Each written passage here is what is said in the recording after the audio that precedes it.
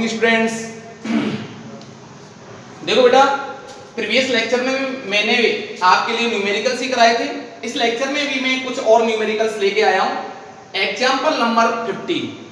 ठीक, example number 15 है, कोई इलेक्ट्रॉन 2 × 10⁴ न्यूटन अपॉन कूलाम परिमाण के एक समान विद्युत क्षेत्र में 1.5 सेंटीमीटर दूरी तक गिरता है। क्षेत्र का परिमाण समान रखते हुए इस लाइन को अंडरलाइन कर लें। समान रखते हुए इसकी दिशा उत्क्रमित कर दी जाती है और अब कोई प्रोटॉन इसी क्षेत्र में, जो क्षेत्र यहां पर था, उसी क्षेत्र को समान रखते हुए उतनी ही दूरी तक गिरता है। तो दोनों प्रक्रियाओं में लगे समय की गणना करनी है बेटा। एक तो टाइम फाइंड करना है, ठीक है। तो देखो, सबसे पहले देखो, एक इलेक्ट्रॉन है। एक इलेक्ट्रॉन को मैंने इस चित्र में शो कर लिया, राइट। परिमाण के एक समान विद्युत क्षेत्र में इतनी दूरी तक गिरता है। तो देखो, एक विद्युत क्षेत्र लगाना है। ये मैंने विद्युत क्षेत्र को इसमें शो कर दिया, ठीक। अब ध्यान रखना, ये इलेक्ट्रॉन ऊपर से नीचे नहीं गिर रहा है, ये एक तल में है बेटा इलेक्ट्रॉन, राइट। किसमें है? ये एक तल में है। ये इलेक्ट्रॉन है हमारा। अब ये किधर की ओर आ रहा है? नीचे की ओर गिर रहा है। तो नीचे कौन सा चार्ज? इलेक्ट्रॉन पर कौन सा चार्ज है मेरा? नेगेटिव। तो नीचे कौन सा चार्ज होगा इस पर? पॉजिटिव। ये पॉजिटिव चार्ज है। तो ऊपर कौन सा चार्ज? नेगेटिव। तभी तो पॉजिटिव चार्ज से इलेक्ट्रॉन क्या होगा? क्या होगा? आकर्षित होगा। तो ये इलेक्ट्रॉन नीचे की ओर आ रहा है ऐसे, ठीक है ना। तो इस पर क्या लग रहा होगा? विद्युत बल। विद्युत बल कहां लगेगा? नीचे की ओर। F बराबर QE, राइट। विद्युत क्षेत्र की दिशा किधर होगी? प्लस से माइनस की ओर होती है। किधर से किधर को होती है? प्लस से माइनस की ओर। ये दर्शा दी मैंने E वेक्टर, राइट। कोई प्रॉब्लम नहीं होनी चाहिए। यहां पे पूछ तो रहा है वो समय, क्या पूछ रहा है? लगे समय की गणना कीजिए, ठीक है ना, विद्युत क्षेत्र को समान रखते हुए। तो इस पर मैं सबसे पहले विद्युत बल की गणना कर लूं। तो देखो बेटा, क्या क्या चीज दे रखी है, किसके लिए गणना कर रहा है। तो पहले हेडिंग डाल दें, केस फर्स्ट, इलेक्ट्रॉन के लिए। इलेक्ट्रॉन के लिए, राइट। विद्युत क्षेत्र का परिमाण कितना दे रखा है? E = 2 × 10⁴ Newton upon coulomb. इसकी डिस्टेंस कितनी है? S बराबर 1.5 सेंटीमीटर। तो S यहां लिख लें, 1.5 सेंटीमीटर, 1.5 × 10⁻² मीटर, राइट। अब देखो, विद्युत बल की गणना करें। तो इलेक्ट्रॉन पर लगने वाला विद्युत बल, इलेक्ट्रॉन पर लगने वाला विद्युत बल F बराबर QE, राइट। अब विद्युत बल लगेगा तो इलेक्ट्रॉन विद्युत बल के कारण किधर आएगा? धन प्लेट की ओर। तो इसके अंदर जब जैसे ही विद्युत बल उत्पन्न होगा तो त्वरण भी आएगा, वेग में परिवर्तन की दर। तो त्वरण बेटा, तो F बराबर क्या फॉर्मूला हो गया? ma बराबर QE, ठीक। अब मुझे क्या ज्ञात करना है इसमें? त्वरण। तो पहले मैं त्वरण ज्ञात कर लूं। तो A बराबर क्या आ गया? QE/m, ठीक। अच्छा, अब मुझे किसके लिए फाइंड कर रहा हूं मैं? इलेक्ट्रॉन के लिए। तो इसमें अपन वैल्यू पुट कर दें। AE बराबर इलेक्ट्रॉन पर आवेश 1.6 × 10⁻⁻19। विद्युत क्षेत्र दे रखा है, कितना है? लिख दिया पहले ही, 2 × 10⁴ अपॉन किसका द्रव्यमान? इलेक्ट्रॉन का। 9.1 × 10⁻31 किलोग्राम। इसको मैं सॉल्व करता हूं तो ये आता है बेटा 3.5 इंटू 10 की पावर 15 मीटर पर सेकंड स्क्वायर। ठीक, अब देखो पूछ तो रहा है वो समय, ठीक है ना, और मैंने निकाल क्या लिया, त्वरण, राइट। एक कैलकुलेशन मैंने और एक्स्ट्रा करा दिया आपको, अगर वो त्वरण भी पूछे ना तो आप आसानी से निकाल सकते हो, राइट, कोई प्रॉब्लम नहीं होनी चाहिए आपको। अब हम समय की बात करें तो ध्यान रखना, इन प्लेटों के बीच में विद्युत क्षेत्र कैसा है, एक समान है, क्योंकि विद्युत क्षेत्र समान है। और बेटा विद्युत क्षेत्र समान होगा तो विद्युत बल भी कैसा लगेगा, एक समान। पूरी स्थिति में यहां से यहां तक विद्युत बल एक ही कार्य करेगा, F बराबर QE। तो विद्युत बल भी कैसा हुआ, एक समान। ध्यान से समझना, बिल्कुल कॉन्सेप्ट क्लियर है। ठीक, अब देखो जब विद्युत बल समान है तो त्वरण भी कैसा होगा, एक समान। और जब त्वरण एक समान होता है तो बेटा हमारी गति के समीकरण अपन यूज में ले सकते हो, ठीक है, 11th क्लास में जिसको मैंने आपको खूब पढ़ाया। तो देखो बेटा, इसलिए एक समान त्वरित गति के लिए अब यहां पर एक क्वेश्चन आता है कि सर गति के कौन सा समीकरण काम में लेंगे अपन। अब गति के देखो जरा देखें आप, पहली इक्वेशन होती है b बराबर u प्लस at, राइट। दूसरी होती है s बराबर ut plus half at square, और तीसरी होती है v स्क्वायर बराबर u square plus 2as, right. अब देखो जरा देखें इधर, हमारे पास क्या क्या चीज उपलब्ध है, हमारे पास टाइम है, टाइम तो वो पूछ रहा है तो टाइम भी है और डिस्टेंस भी है, राइट। हमारे पास बेटा अंतिम वेग नहीं है, और अंतिम वेग नहीं है तो ध्यान रखना पहली इक्वेशन और थर्ड इक्वेशन नहीं लगेगी। कौन सी लगेगी, दूसरी इक्वेशन लगेगी। तो मैं यहां लिख सकता हूं गति के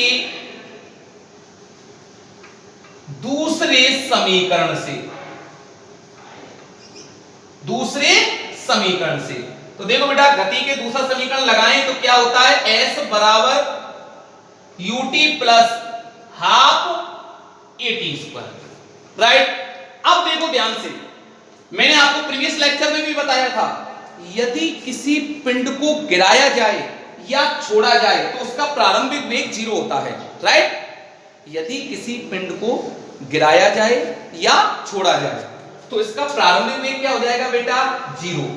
s बराबर 1/2 at स्क्वायर, तो t स्क्वायर बराबर हो गया 2s/a, तो t बराबर हो गया √ 2s/a, तो t बराबर हो गया, वैल्यू पुट कर दें इसमें 2, s की वैल्यू बेटा 1.5 इंटू 10 की पावर -2 अपॉन a की वैल्यू हम निकाल चुके बेटा, कितना आया था 3.5 इंटू 10 की पावर 15, तो t बराबर इसको हम सॉल्व करके कितना आ जाता है 2.9 इंटू 10 की पावर -9 सेकेंड, ठीक है। और या मैं इसको ऐसे भी लिख सकता हूं t equal to 2.9 nanosecond, क्योंकि एक नैनो की वैल्यू कितनी होती है 10 की पावर -9। इसी प्रकार से ये मैंने किसके लिए गणना कर ली, इलेक्ट्रॉन के लिए।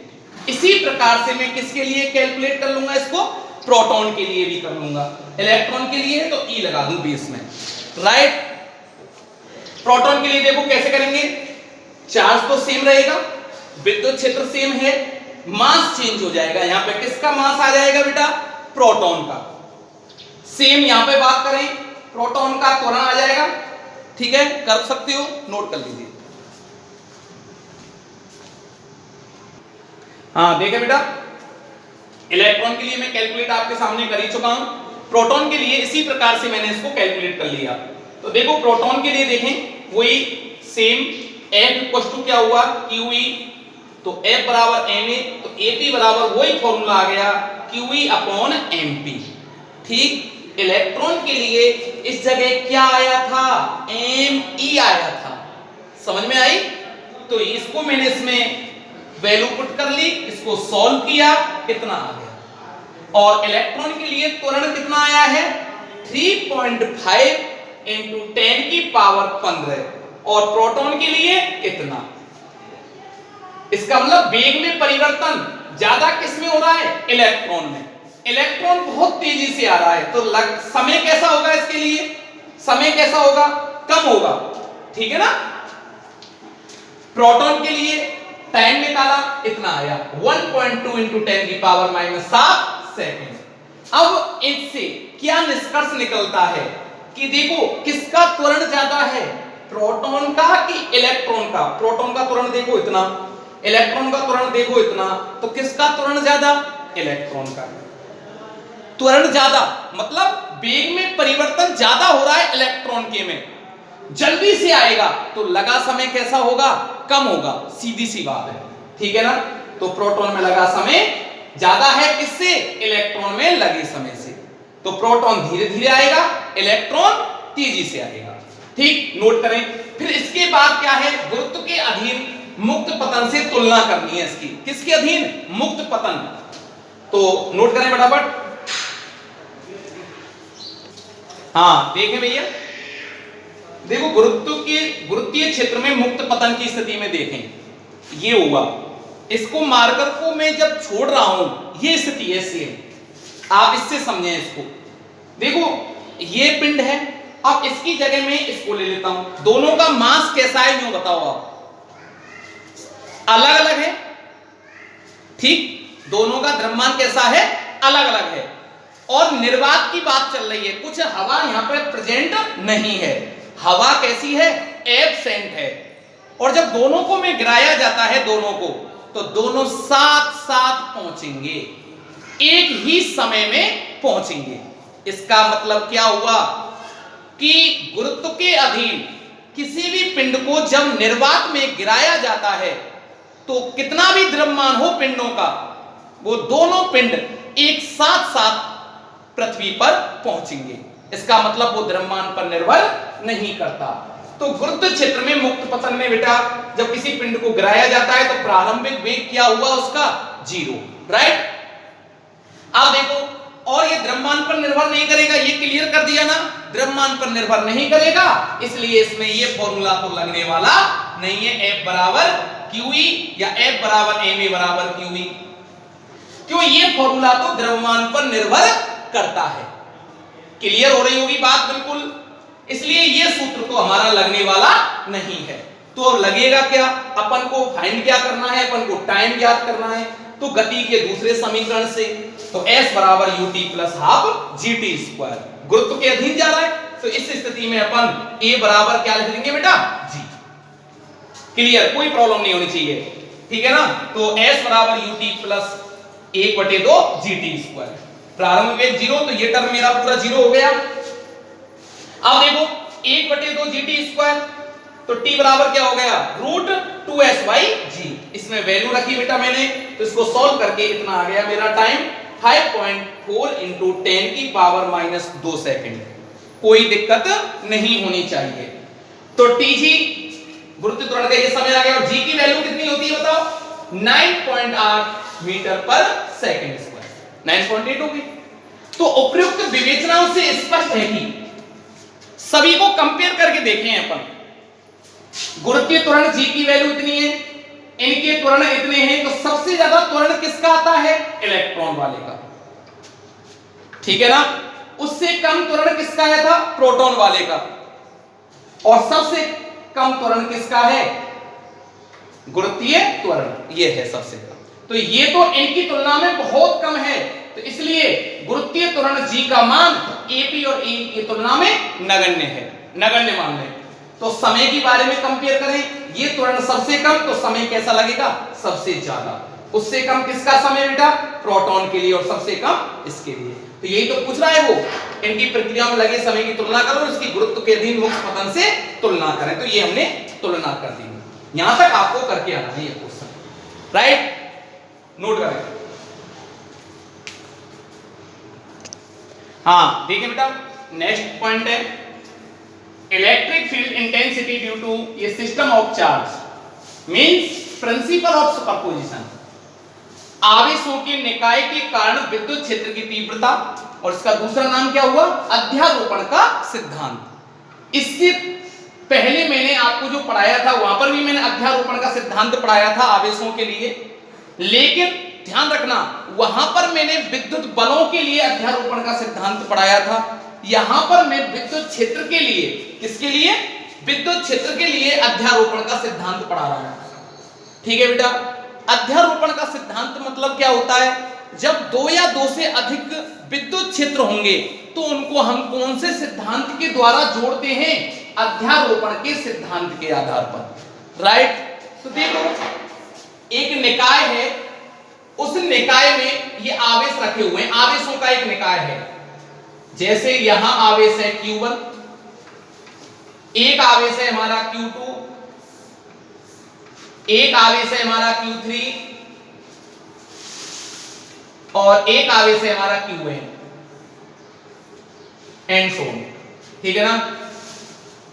अब इन आवेशों के कारण जो एक निकाय बन गया हमारा आवेशों का, तो इस आवेशों के निकाय के कारण हमको कुल विद्युत क्षेत्र ज्ञात करना है, और यही क्या होता है हमारा अध्यारोपण का सिद्धांत। तो ध्यान रखें बेटा, इस आवेश के कारण मुझे यहां विद्युत क्षेत्र ज्ञात करना है, तो कैसे होगा, इस प्रकार। राइट, तो विद्युत क्षेत्र की दिशा किधर होगी, इधर होगी। धनावेश से कैसे होती है, परे होती है, तो ऐसे होगी बेटा, E1 वेक्टर। राइट, इस आवेश के कारण निकालें तो यहां होगी बेटा, कैसे निकालेंगे, क्या होगी, E2 वेक्टर। इस आवेश के कारण निकालें तो कहां होगी, इस प्रकार से यहां होगी, क्या होगी, E3 वेक्टर। क्लियर है ना। और n के कारण निकालें तो बेटा कहां होगी, यहां होगी, क्या होगी बताओ, En वेक्टर।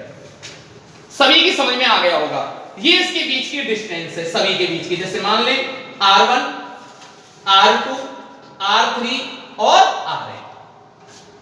इस प्रकार से हम इसको पूरी को हम फाइंड कर सकते हैं। तो क्या हुई डेफिनेशन, किसी, हाँ ये आवेश का क्या हुआ, निकाय हुआ। इस आवेश के कारण कुल विद्युत क्षेत्र कोमा उस निकाय में उपस्थित आवेशों के कारण उत्पन्न विद्युत क्षेत्रों के सदिश योग के कैसी होती है बेटा, बराबर।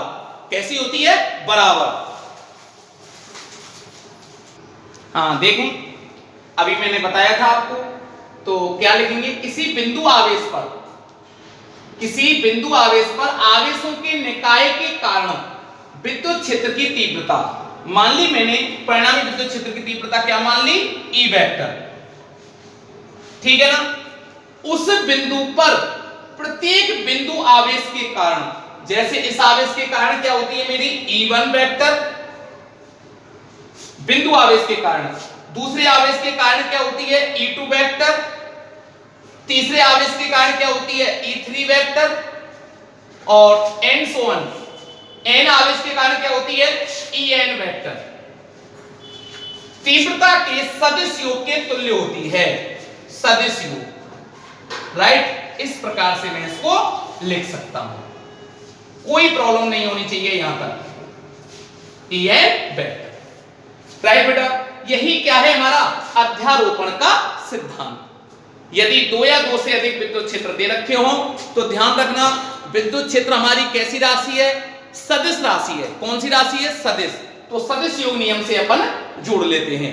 यदि, एक बात ध्यान रखना, एक कंडीशन में यहां पे अप्लाई कर देता हूं, यदि ये सभी विद्युत क्षेत्र एक ही दिशा में हैं, यदि मान लेते हैं सभी विद्युत क्षेत्र समान दिशा में हैं, कैसी दिशा में हो, समान दिशा में, तो वेक्टर फॉर्म में हटा सकता हूं, परिमाण में लिख सकता हूं इनको, E बराबर E1 plus E2 plus E3 dot dot dot plus En। Right, कोई प्रॉब्लम नहीं होनी चाहिए। यदि इनमें से कोई भी विद्युत क्षेत्र अगर विपरीत दिशा में है, मान लो E3 जो वेक्टर है ना, E3 ये विपरीत दिशा में है, तो किसका साइन आ जाएगा इसके सामने? माइनस का चिन्ह आ जाएगा। किसका आ जाएगा? माइनस का। ठीक, यहां तक कोई प्रॉब्लम नहीं होनी चाहिए। इसके ऊपर मैं न्यूमेरिकल कराऊंगा अभी। अब देखो एक और बात बताता हूं मैं, दो आवेशों के कारण किसी कोण पर उत्पन्न विद्युत क्षेत्र का परिणामी विद्युत क्षेत्र कौन से नियम से ज्ञात करते हैं बेटा? समांतर चतुर्भुज नियम से। यदि दो विद्युत क्षेत्र दे रखे हैं, जैसे मैं बता दूं आपको, ये है E1 और E2, दो विद्युत क्षेत्र दे रखे हैं E1 और E2, दोनों के बीच का कोण कितना है बताओ? थीटा। तो किसी कोण पर दे रखे हैं ना दोनों, तो इनको कौन से नियम से ज्ञात करते हैं बताओ? समांतर चतुर्भुज नियम से। और दिशा किधर होगी इसके परिणाम की? दोनों विद्युत क्षेत्र की दिशा किधर होगी? आप ऐसा करा करो, एक समांतर चतुर्भुज बना लो, तो समांतर चतुर्भुज का जो विकर्ण होगा, क्या होगा? विकर्ण, वो परिणामी विद्युत क्षेत्र की दिशा को रिप्रेजेंट करेगा। तो ये जो समांतर चतुर्भुज बन रहा है, ये तो है इसका विकर्ण, इसका विकर्ण ये हुआ इस डायरेक्शन में, तो ये परिणामी विद्युत क्षेत्र की दिशा को व्यक्त करेगा। तो परिणामी विद्युत क्षेत्र की दिशा क्या होगी? ये होगी इस दिशा में। इनका नाम रखें O, A, B और C। तो कौन सी दिशा में होगी परिणामी विद्युत क्षेत्र की दिशा? किधर होगी बेटा? तो दिशा में लिखना चाहूं तो क्या लिख देंगे? OC दिशा में, OC दिशा में। ये ध्यान रखना आपको। तो परिणामी विद्युत क्षेत्र हो गया E बराबर E1 square plus E2 square plus 2E1 E2 cos theta. Theta किसके बीच का एंगल है? E1 और E2 के का, E1 और E2 के बीच का कोण थीटा। क्लियर? और दिशा ज्ञात करनी है, तो दिशा ज्ञात करने का ये सूत्र है E2 sin थीटा बटे E1 plus E2 cos theta. और दिशा किधर आएगी बेटा? OC दिशा में। ठीक, ये नोट कर ले फटाफट। इससे नेक्स्ट में इसी के ऊपर अध्यारोपण के सिद्धांत के ऊपर अभी मैं न्यूमेरिकल करा रहा हूं एक और। हाँ देखो बच्चों, एग्जाम्पल नंबर बेटा 17। ठीक, अच्छा एक बात और मैं आपको बता देता हूं कि बेटा मैं सबसे ज्यादा आपको सफिशिएंट न्यूमेरिकल करा रहा हूं, एक भी न्यूमेरिकल को आपके लिए छोड़ नहीं रहा हूं। अगर बच्चा, कोई बच्चा जैसे आज हमसे जुड़ा है, तो हो सकता है उसको न्यूमेरिकल समझ में ना आए, इसलिए बेटा मैंने आपको देखो अपना कांटेक्ट नंबर भी दे रखा है 9649221408। तो यहां पर एक क्वेश्चन बनता है, तो सर हम क्या करें इनको समझने के लिए? तो बेटा इसको समझने के लिए आपको प्रीवियस सारे लेक्चर मेरे देखने पड़ेंगे आपको, ठीक है ना? शुरू के आप लेक्चर देखोगे, बहुत इंटरेस्ट आएगा आप बच्चों आपको। तो देखो ये लेक्चर मेरा 16 चल रहा है बेटा, तो जब 16 को समझने से पहले आपको 15 लेक्चर देखने पड़ेंगे, बहुत शानदार अच्छा तरीका से समझ में आएगा, क्योंकि मुझे आउटपुट मिल रहा है तो बच्चे यूं कह रहे हैं सर बहुत अच्छा समझ में आ रहा है हमारे में। ठीक है बेटा, तो देखो इसी बात को आगे बढ़ाते हुए ये 17 न्यूमेरिकल है, और आप जानते हो न्यूमेरिकल हमारी फिजिक्स की ताकत है, जान होती है, ठीक है ना? तो देखो बेटा, एक आयताकार निर्देश तंत्र में दो बिंदु धनावेश, ध्यान रखना, प्रत्येक का मान कितना है? 10 की पावर -8 कूलम, क्रमशः है बिंदु x बराबर 0.1। अच्छा ध्यान रखना, इसका मतलब क्या हुआ? हम x निर्देशांक पर चल रहे हैं, y की वैल्यू तो क्या है हमारी? 0। यहां पर भी देखें x की वैल्यू, y की वैल्यू क्या है? 0। हम किस पर बात कर रहे हैं? x अक्ष पर। तो जरा अपन चित्र बना करके इस क्वेश्चन को समझा जाए तो बहुत आसान हो जाएगा। तो देखें बेटा, ये देखें, ये x अक्ष को मैं यहां पे रिप्रेजेंट कर रहा हूं, ये इसका ओरिजिन है बेटा, मूल बिंदु को। ठीक, अब यहां मूल बिंदु पर देखें, पहले मैंने पहला आवेश कहां रिप्रेजेंट कर रखा है? x बराबर 0.1 दूरी पर, यहां पर। इसका मान बोले 10 की पावर -8 कूलम। इस पॉइंट का नाम A, और डिस्टेंस कितनी है बेटा? 0.1 मीटर। क्लियर? कोई डाउट नहीं? अच्छा, y की वैल्यू 0। अब देखो फिर चलते हैं अगला, x बराबर कितनी दूरी पर मूल बिंदु से? तो यहां पर आगे उतनी डिस्टेंस इधर, ठीक है ना? तो ये 10 की पावर -8 और ये डिस्टेंस भी कितनी है 0.1 और ये पॉइंट डाल दिया मैंने V पर स्थित निम्न बिंदुओं पर विद्युत क्षेत्र का परिमाण व दिशा ज्ञात करें। तो देखो बेटा, तो मैंने दिया है Q1 Q2 की वैल्यू कितनी दे रखी है 10 की पावर -8 कूलम, A और B की वैल्यू। तो इनके कारण मुझे मूल बिंदु पर ओरिजिन पर मुझे विद्युत क्षेत्र ज्ञात करना है यहां पर। तो देखिए बेटा, इस आवेश का मान रख लेते हूं मैं Q1 और इसका मान मान लेता हूं बेटा Q2, राइट। तो Q1 के कारण मुझे कहां पर ज्ञात करना है मूल बिंदु पर। तो जरा देखें आप, इसको मैं केस लेकर के काम करूं, केस फर्स्ट में कराऊंगा, इसको मैं केस सेकंड में और इसको केस थर्ड में। तो देखें केस फर्स्ट, राइट। कौन से आवेश के कारण Q1 के कारण, कहां पर मूल बिंदु पर। तो Q1 आवेश के कारण मूल बिंदु पर विद्युत क्षेत्र E1 से रिप्रेजेंट कर देता हूं, Q1 E1। फॉर्मूला देखें, KQ अपॉन क्या होता है R स्क्वायर, इसमें मैं वैल्यू पुट करता हूं बेटा E1। जरा इसकी डायरेक्शन देखें आप लोग, Q1 के कारण मुझे मूल बिंदु पर ज्ञात करना है। नेचर कैसा है इसका बताएं, पॉजिटिव। तो पॉजिटिव के कारण विद्युत क्षेत्र जो होता है कैसा होता है, परे दूर दिशा में होता है। तो यहां से जब मैं इधर चलूंगा तो दूर दिशा कौन सी होगी, ये वाली, राइट। बिल्कुल क्लियर हो जाना चाहिए समझ में, E1 वेक्टर, ठीक।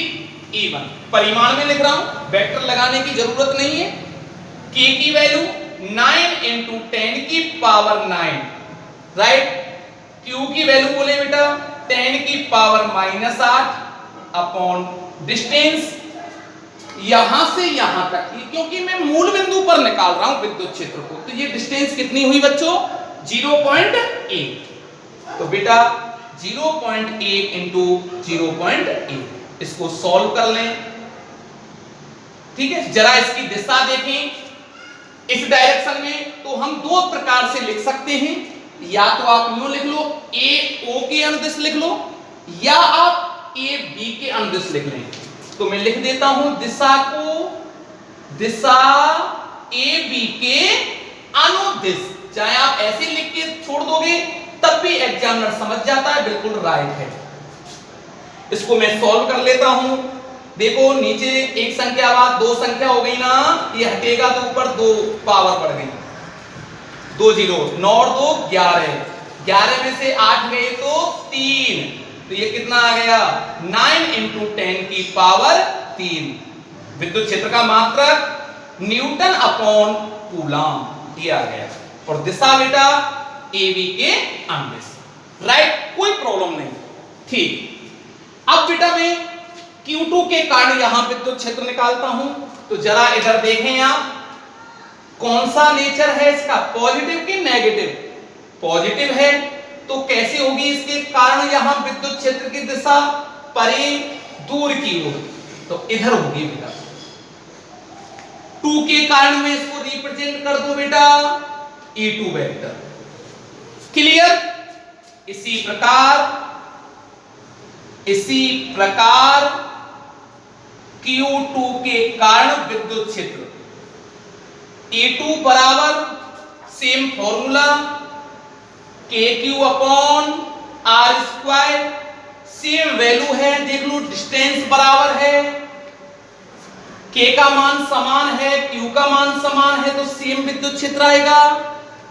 ये कैलकुलेशन होकर आता है, तो मैं डायरेक्ट लिख सकता हूं 9 इंटू 10 की power 3 Newton upon coulomb.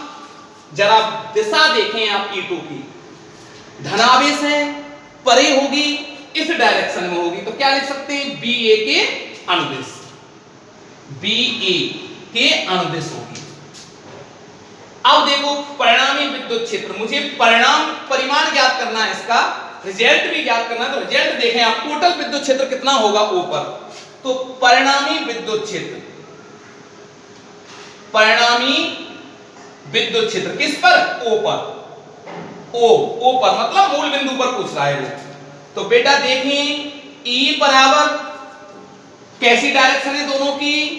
Opposite, और अपोजिट डायरेक्शन होती है तो क्या हो जाता है? घट जाता है। तो E1 माइनस E2, तो E बराबर आपको दिख गया होगा, 0 आ रहा होगा ना, तो मैं लिख सकता हूं चाहे आप कैसे भी कर लें, माइनस 9 इंटू 10 की पावर 3 बराबर 0। राइट, कोई डाउट नहीं होना चाहिए। फटाफट नोट करें बेटा। हाँ बेटा, इसका सेकंड केस देखें। x बराबर 0.2 मीटर और y बराबर 0 पर। तो ध्यान रखना y की तो कोई चर्चा ही नहीं है अभी, y अक्ष पर तो कुछ ज्ञात ही नहीं करना है क्योंकि y अक्ष बराबर 0 है। x अक्ष की चर्चा है। ये डिस्टेंस कहां से मापी गई है? मूल बिंदु से। कहां से? मूल बिंदु से ली गई है बेटा। तो देखो मूल बिंदु से कितनी डिस्टेंस है? 0.2 मीटर। ध्यान रखना। तो इन दोनों चार्जों के कारण A और B के कारण मुझे ये पॉइंट डाल लेता हूं मैं C, यहां पर मुझे विद्युत क्षेत्र का मान ज्ञात करना है। तो देखो जरा डायरेक्शनों की बात करें, पहले इसके कारण यहां पे निकाल लेता हूं। तो देखो बेटा Q, ये कौन सा है मेरा? Q2 और ये कौन सा है मेरा? Q1। तो Q1 के कारण विद्युत क्षेत्र कहां पर बेटा? C पर ज्ञात करना है। C पर Q1 के कारण विद्युत क्षेत्र E1 बराबर KQ upon R square. K की वैल्यू देखें 9 इंटू 10 की पावर 9, Q1 का मान, ये Q1 है, वही सेम परिमाण के हैं -R अपॉन डिस्टेंस देखो बेटा कहां से देखनी है? यहां से, तो वो 0.8 इंटू 0.8, ये ऊपर हो गया, ये कट गया, तो बेटा कितना आता है? E1 बराबर 9 इंटू 10 की पावर 3, वही आता है सेम। देखो 2 0, 2 पावर पड़ेगी 9 और 2 11, 8, 11 में से 8 गया तो कितना बचा बेटा? 3, 9 इंटू 10 की power 3 volt upon metre. Direction देखो आप लोग बेटा, इसकी दिशा जो होगी Q1 के कारण कैसे नेचर का है? पॉजिटिव प्रकृति का है। तो पॉजिटिव के कारण कैसे होती है? यहां दिशा परे होगी, इससे दूर की ओर होगी, यहां पर कैसे होगी? इस डायरेक्शन। तो देखो E1 वेक्टर, राइट। अब इसी प्रकार में यहां इसके कारण निकालें बेटा, Q2 के कारण E2 बराबर Q2 अपॉन R स्क्वायर। मैं Q भी ले सकता था क्योंकि Q1 बराबर Q2 बराबर Q है, दोनों का परिमाण कैसा है बेटा? समान है, राइट। वैल्यू रखें 9 इंटू 10 की पावर 9, 10 की पावर -8 अपॉन 0.3 इंटू 0.3। देख लो आप, यहां से देखना है, अब यहां से तो ये तो यहां से यहां तक कितनी है? 0.1 और 0.2 और 0.1 कितना हो गया? 0.3। ठीक है, देखो जरा इसको काट लो, 2 0 बढ़ गई ऊपर, तो ये 9 और 2 कितनी हो गई बेटा? 11, 3 3 9, ये कट गया, कितना हो गया बेटा? 9 और 2 11, 3 वही, तो इसको मैं लिख सकता हूं 1 इंटू 10 की पावर 3 वोल्ट अपॉन मीटर। इसकी डायरेक्शन देखें आप, ये भी कैसा है? पॉजिटिव है, इसके कारण यहां निकाले तो इसी डायरेक्शन में होगा, दूर की ओर ही होगा ना, इस डायरेक्शन में। E2 वेक्टर दोनों कैसे हैं? सेम डायरेक्शन में हैं, जुड़ जाएंगे। तो C पर परिणामी विद्युत क्षेत्र EC बराबर E1 प्लस E2। क्यों बेटा? कौन सी दिशा में है? दोनों समान दिशा में।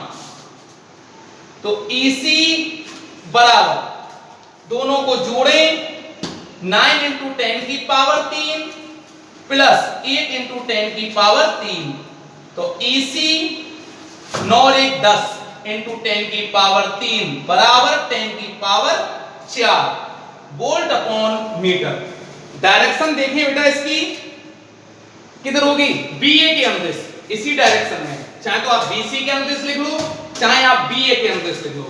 तो ये होगी बेटा BA की अनुदिश, राइट, ये नोट कर लें आप। अब मुझे ज्ञात करनी है कहां पर, C पॉइंट पर। तो केस थर्ड लिया जाएगा, x बराबर 0, x बराबर 0 लेते हुए मतलब मूल बिंदु से y बराबर कितनी दूरी पर बेटा, 0.1 मीटर की दूरी पर। यहां से मैं ऊपर जाऊंगा और यहां पर मुझे इस आवेश के कारण और इस आवेश के कारण विद्युत क्षेत्र ज्ञात करना है। नोट करें यार, हाँ देखें बेटा इसको, केस थर्ड D बिंदु पर Q1 के कारण। देखो जरा इस चित्र को सबसे पहले समझें आप। A बिंदु पर कितना चार्ज रखा हुआ है, Q1 बराबर, ये Q1 बराबर और ये Q2 बराबर। हालांकि दोनों समान परिमाण के हैं, मैं लिख सकता हूं यहां Q1 बराबर Q2 बराबर Q, एक ही बात है, चाहे Q लिख लो चाहे Q1 लिख लो, कोई फर्क नहीं पड़ता इस बात से, ठीक है ना। ये डिस्टेंस मैंने तो पहले ही समझा रखी है। यहां से y अक्ष पर कितनी डिस्टेंस ली, 0.1 मीटर की दूरी पर कोई बिंदु मैंने D ले लिया बेटा। यहां कौन सा बिंदु ले लिया है, D। इस पर मुझे विद्युत क्षेत्र का मान इस आवेश के कारण और इस आवेश के कारण मुझे ज्ञात करना है। तो देखो इस आवेश कैसा चार्ज है, ये भी पॉजिटिव और ये भी पॉजिटिव, दोनों पॉजिटिव हैं। और जब दोनों पॉजिटिव होते हैं तो उनके कारण विद्युत क्षेत्र कैसे होता है, परे होता है। तो इस आवेश के कारण जब मैं यहां पे ज्ञात करूंगा तो विद्युत क्षेत्र की दिशा ऐसे होगी। क्या नाम रख ले इसका, E1 वेक्टर। ये भी पॉजिटिव है, इसके कारण भी कैसे होगी बेटा, दूर होगी, E2 vector, right, E2 vector, ठीक है ना। अच्छा देखो बेटा, अब ये बात समझने वाली है, D बिंदु पर मैं Q1 के कारण, अभी मैंने निकालना बताया था आपको, उस प्रकार से आप निकाल लोगे। E1 बराबर हो गया KQ1 बटे R स्क्वायर। डायरेक्शन ED की अनुदिश, A से D की हो, वैल्यू पुट करी, ये आ गया 4.5 इंटू 10 की पावर -3 वोल्ट अपॉन मीटर। इसी प्रकार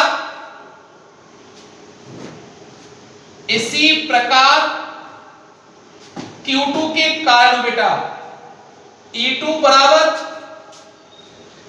KQ2 upon R square, value put कर दो, 9 इंटू 10 की पावर 9, 10 की पावर -8 Q2 की वैल्यू और 0.√2 का स्क्वायर। तो E2 बराबर इसको सॉल्व करते हैं, 4.5 इंटू 10 की power -3 volt upon metre. Direction बोले E2 की डायरेक्शन BD के अनुदिश,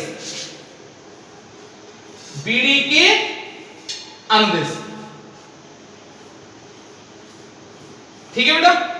अब जरा देखें दोनों राशि कैसी हैं। अब मुझे इनका E1 और E2 का मुझे परिणामी विद्युत क्षेत्र ज्ञात करना है, और परिणामी विद्युत क्षेत्र ज्ञात करने के लिए मुझे क्या करना पड़ेगा, समांतर चतुर्भुज नियम लगा देंगे, क्योंकि इनके बीच का एंगल मुझे देखना पड़ेगा। तो इनका देखो सिमेट्री से देखो कितने डिग्री का आ रहा है, ये दोनों के बीच का एंगल 90 डिग्री का होगा, सीधी सी बात है।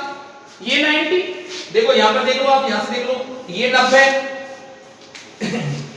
अच्छा ये 0.1, ये 0, अच्छा ये कितने कितने के बनेंगे बेटा, 45, और ये भी कितना होगा हमारा 45। त्रिभुज के तीनों कोणों का योग कितना हो गया, 180, राइट। ये 45, तो ये 45 और ये 45, 90, 90 डिग्री होगी, ठीक है ना बेटा। तो इनका परिणामी विद्युत क्षेत्र, परिणामी विद्युत क्षेत्र कौन से नियम से बेटा, समांतर चतुर्भुज नियम से। तो देखो दोनों का परिमाण कैसा आ रहा है, समान आ रहा है। तो यहां पे मैं लिख भी सकता हूं E1 मोड ऑफ E2, दोनों परिमाण में कैसे हैं बेटा, समान हैं। और जब दोनों परिमाण में समान है तो इनका विद्युत क्षेत्र निकाल सकते हैं समांतर चतुर्भुज नियम से।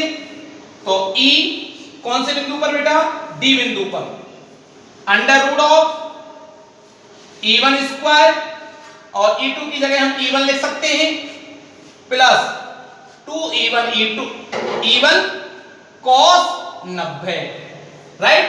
cos 90 की वैल्यू 0, तो ED बराबर under root of 2E1 square, तो 2, तो देखो बेटा इसका अंडर रूट लो तो E1 रूट 2, इसमें वैल्यू पुट कर दें तो ED बराबर E1 का मान बोले, E1 का मान कितना आया बेटा 4.5 इंटू 10 की पावर -3 इंटू अंडर रूट 2, ये वैल्यू आ जाती है, ठीक है। अंडर रूट 2 की वैल्यू 1.414, इसको सॉल्व करते हैं तो आंसर आ जाता है हमारा। और डायरेक्शन बोलो बेटा इसकी कितनी होगी। अब डायरेक्शन की बात आती है तो समांतर चतुर्भुज जब नियम देखते हैं ना तो उसका जो विकर्ण बना हुआ है ना, विकर्ण,